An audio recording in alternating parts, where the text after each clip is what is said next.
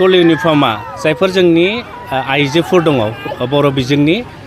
बिथांमोननि मुङाव सासेयाव गांनै माने जरासे फैदों नाथाय जों नुदों जायफोर ठेकेदारफ्रा बे बर'नि दख'नाखौ साप्लाय होदों बे दख'नाया बर'नि जेबो आंगो सिनायथि गैया एकदम प्लास्टिक बायदि ओंखायनो जों बेखौ मोननाय लोगो लोगो जोंनि स्कुलनि अथ'रिटिया जोंनो खबर होनाय लोगो लोगो गार्जेनफ्रा जोंनो कमप्लेन होनाय लोगो लोगो फरायसाफ्रा कमप्लेन होनाय लोगो लोगो जोङो दुलाराय बर' फरायसा आफादा जोंनि जायफोर इउनिट कमिटि दङ